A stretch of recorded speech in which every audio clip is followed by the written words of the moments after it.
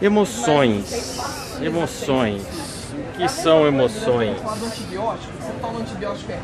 Você consegue identificar cada uma dessas emoções nos diferentes rostos? O que cada uma delas transmite sobre a pessoa que está expressando? Eu estou aqui com Vinícius, que é doutorando na Faculdade de Medicina, e ele trabalha com emoções, expressão facial e as emoções. Vinícius, conta um pouco pra gente qual que é a ideia dessa participação sua aqui na semana. Primeiramente, muito obrigado pelo convite para participar. Não foi um convite, foi uma intimação. Foi uma intimação. Se você não viesse, a gente ia te buscar. É sempre um prazer, né? Um prazer maior ainda porque estou apresentando aqui hoje, nessa Semana do Cérebro, os resultados do meu mestrado. Foi feito em 2013, né? Mas foi recém-publicado agora. O trabalho, basicamente, diz respeito sobre a possibilidade de existência de uma sétima expressão facial da emoção, que seria universal, a expressão facial de ansiedade. Então, nós temos 7 expressões faciais, então até pouco tempo atrás existiam 6 expressões. Fala um pouco mais sobre isso. Sim, a ideia é que existem, a princípio, 6 expressões faciais da emoção básica, seriam elas: alegria, tristeza, raiva, nojo, surpresa e medo. Essas expressões foram classificadas por Paul Ekman, com base em vários estudos transculturais. Ele ainda levanta a possibilidade da existência de uma sétima, que seria a expressão de desprezo, mas ela ainda é um pouco controversa. Então, desconsiderando a existência do desprezo, eu e meus colaboradores propomos a existência da expressão de ansiedade, diferenciando ela do medo. Cada expressão facial dessa, ela tem uma função evolutiva. Por exemplo, é importante experimentar alegria para a formação de vínculos. O tema da tristeza é a perda. É importante ficar triste para que você consiga cuidado de outras pessoas e também para conseguir ressignificar a perda e entender ela. É importante sentir raiva, e ela ocorre sempre com a obstrução de um objetivo, e serve para intimidação. Quanto mais você intimida, menos conflito você entra com a pessoa, se a intimidação for bem sucedida, obviamente. Nojo, extremamente importante para que a gente evite substâncias ou pessoas tóxicas ou nocivas, enfim. A surpresa, a emoção mais breve de todas, relacionada ao acontecimento de algo inesperado.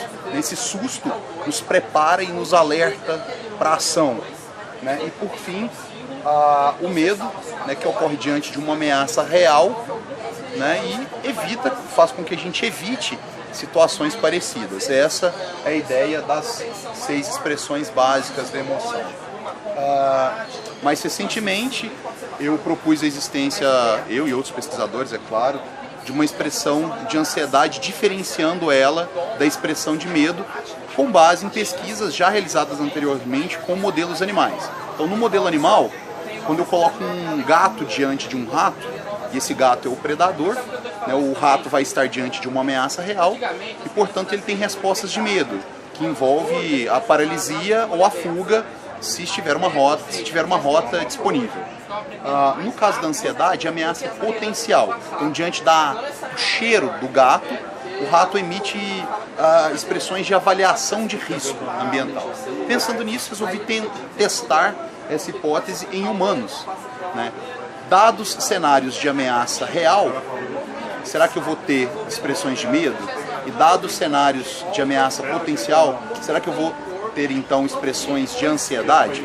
Pois bem, a gente usou um paradigma do tipo ator-observador para testar essa hipótese. Então pedi para vários atores posarem expressões faciais com base em alguns cenários. Aqui são exemplos de cenários relacionados ao medo de ameaça real e a ansiedade de ameaça potencial. Por exemplo, cenário de medo de ameaça real. Ele está cruzando a rua quando um carro fura o sinal vermelho e vem em alta velocidade em sua direção. Ameaça real, veja a expressão. Ele localizou a ameaça. Outro cenário de medo. Ele está voltando para casa a pé durante a noite quando um ladrão se aproxima e puxa um revólver. Também ameaça real, expressão de medo. Outra expressão de medo, ameaça real.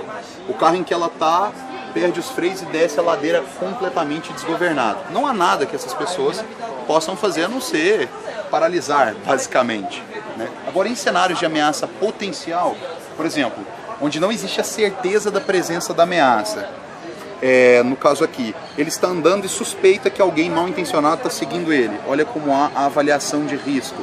Ou se não, ele está em casa e sente um cheiro estranho, como se algo estivesse queimando.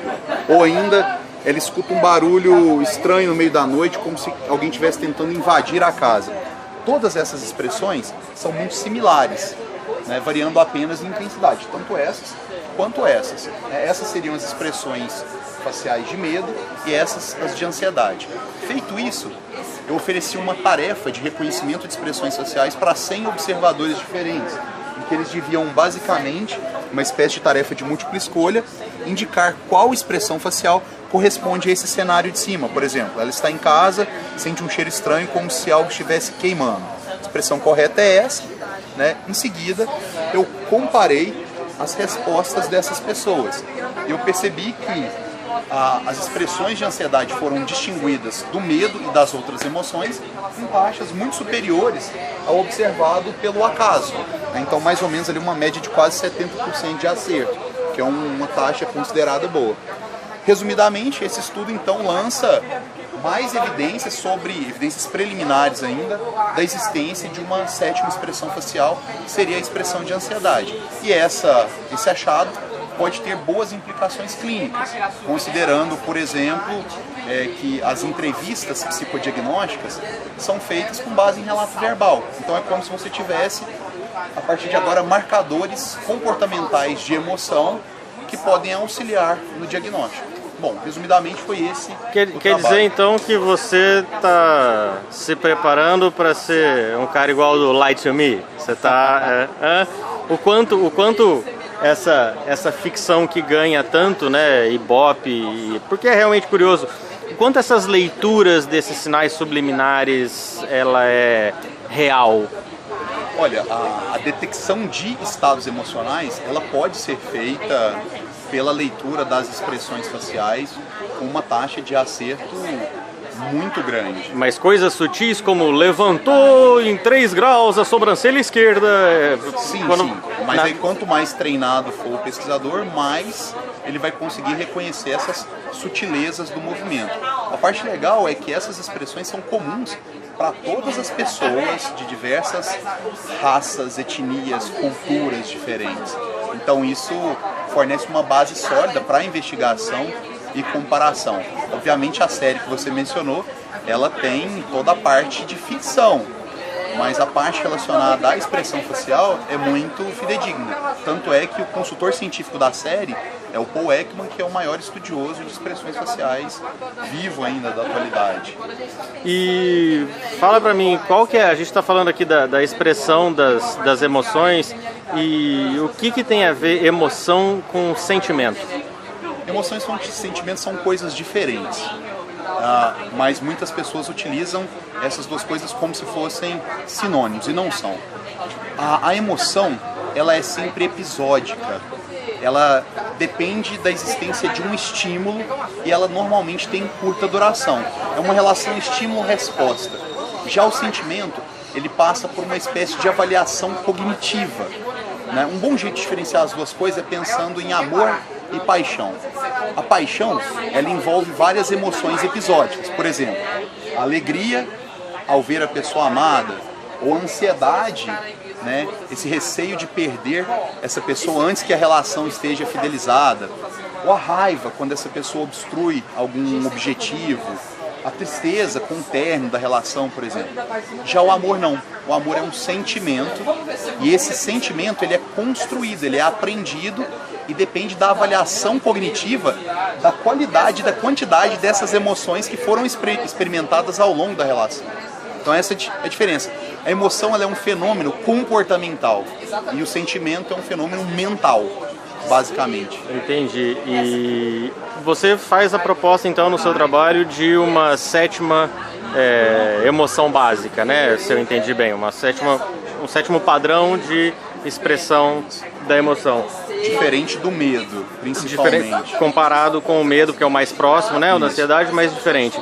O que impede um oitavo ou um nono?